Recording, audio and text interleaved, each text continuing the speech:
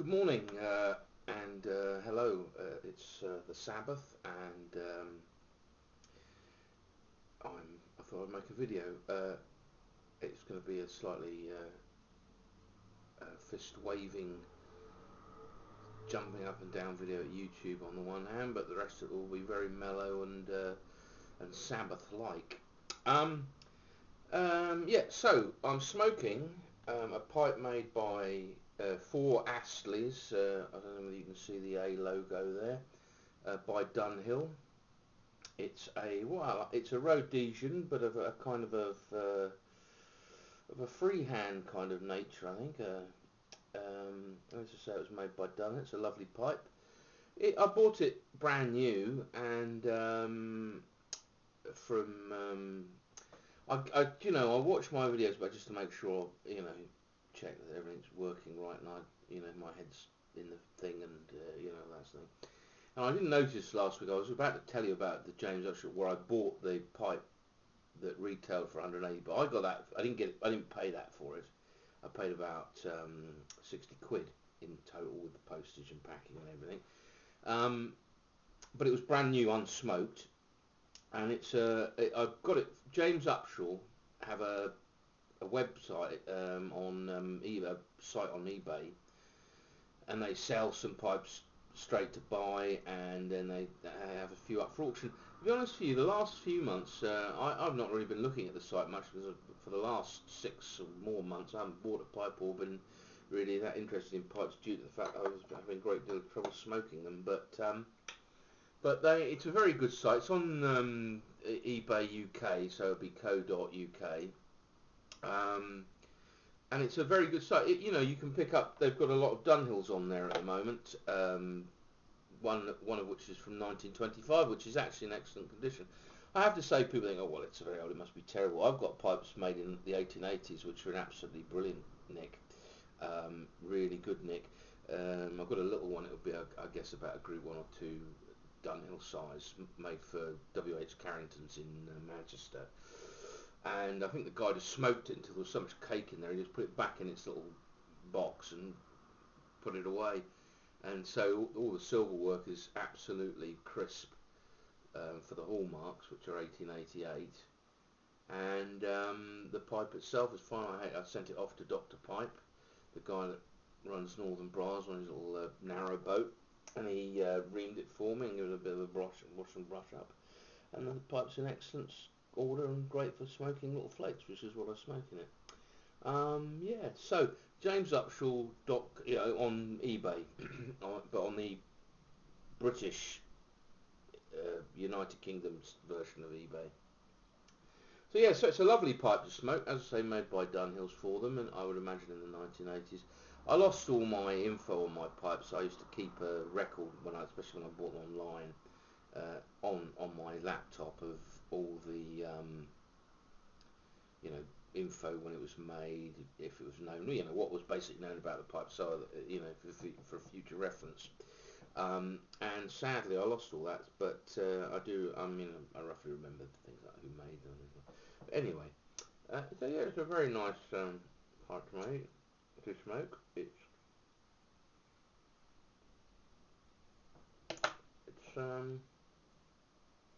as I say, a bit of a kind of freehand Rhodesian, I guess, and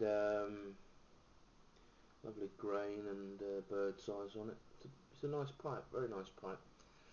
Smoking in it some Solani aged Burley. That's their 656 blend.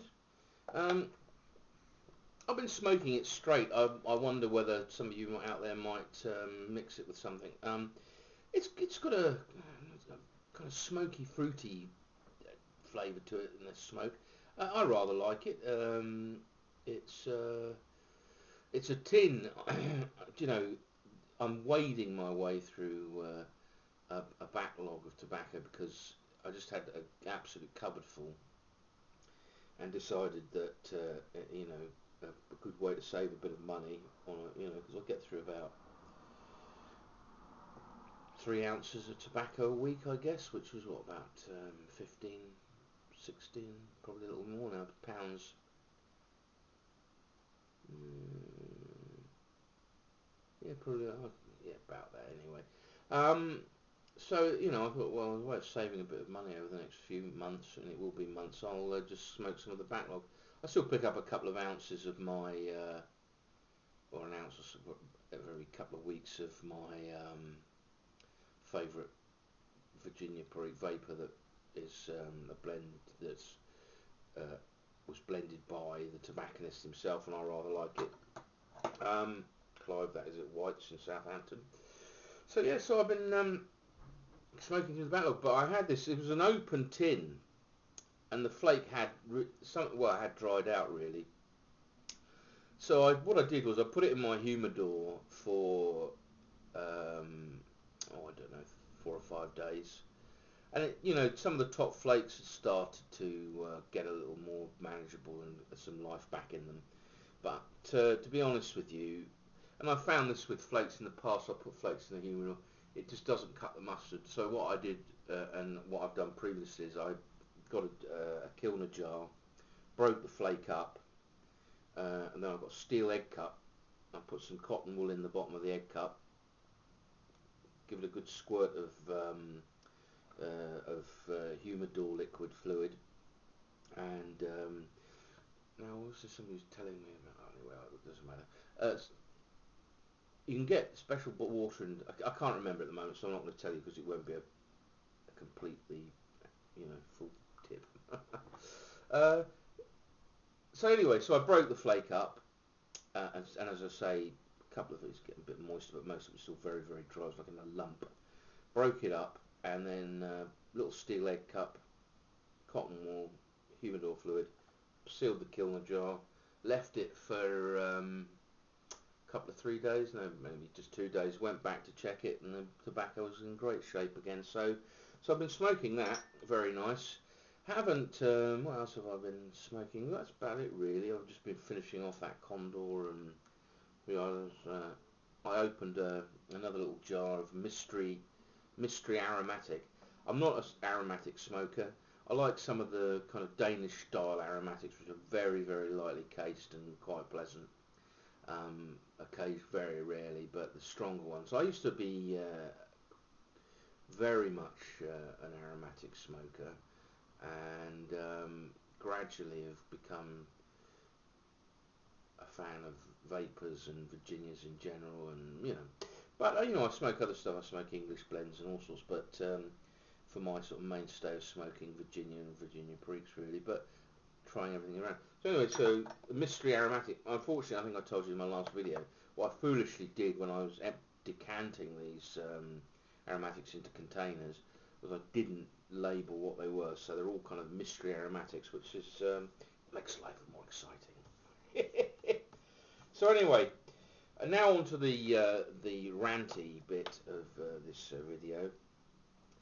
I personally like, when I make a video, to reply in some way to all the comments that are made underneath them. People have taken the time to write something to you, whether it be simply great video, or I really enjoyed that, or what a load of rubbish. And I always like to say thank you, or if it's a question, reply to that, or whatever.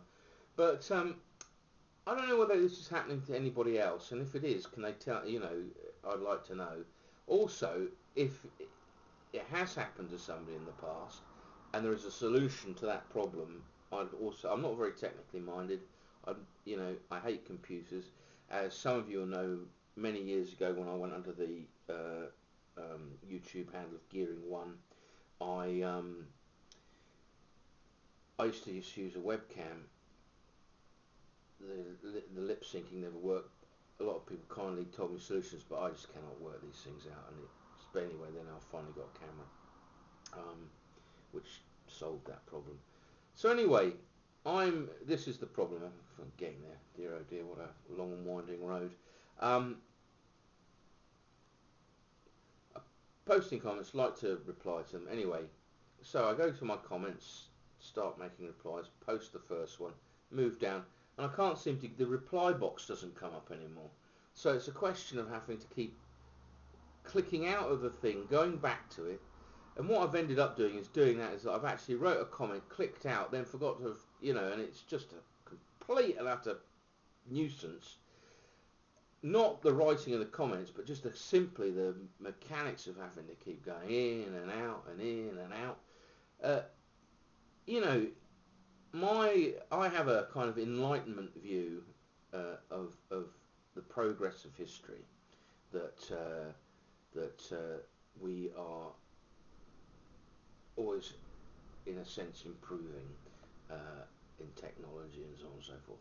Now, it seems YouTube, it used to always work. It was always quite simple, quite easy to use. But now, I'm finally getting used to the way they post the videos now, though I still believe I'm probably missing people's videos. I try to get through 3 or 4 over my breakfast in the morning, and likewise in the evening, and so I try and get through them. But the technology simply isn't working. I mean, you should not. It's like some sort of old steam way of doing things. Have to go in, out, rather than what you could do before was just go down the line. I used to sit in the morning and I would, knock them off in an hour. All the comments replied to. I think that's polite. I think that if somebody's bothered to take the time, you should reply. However, YouTube, for some flaming reason, has decided to make things difficult. Anyway, there we go. I feel better now. Somebody called me a traitor in a private mail, noting I'm using a lighter. To be honest with you, and this is why I'm using the lighter, I know, and it's not a very attractive lighter either, is it really?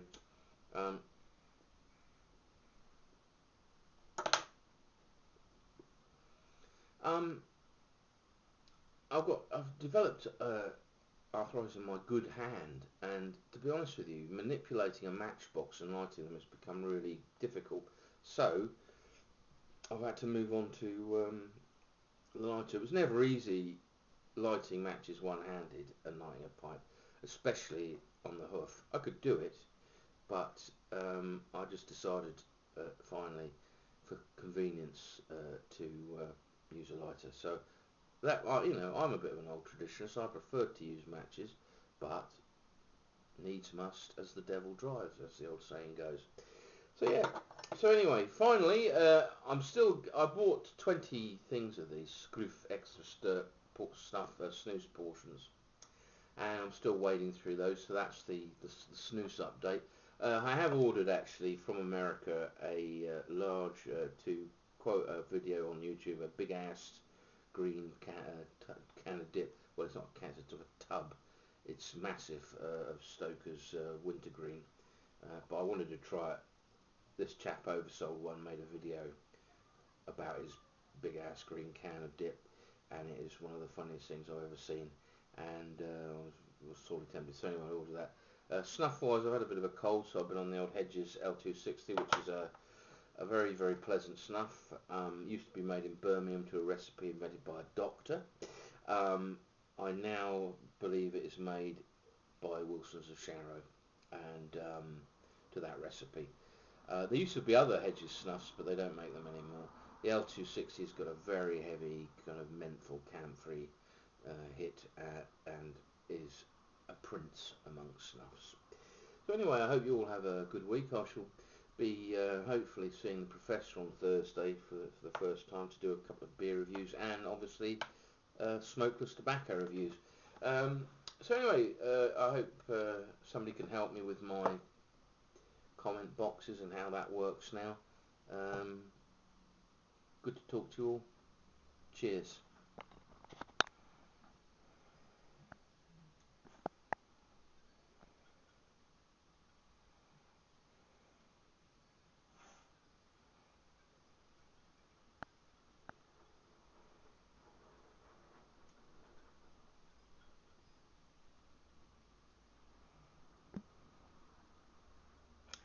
Sleeping Beauty.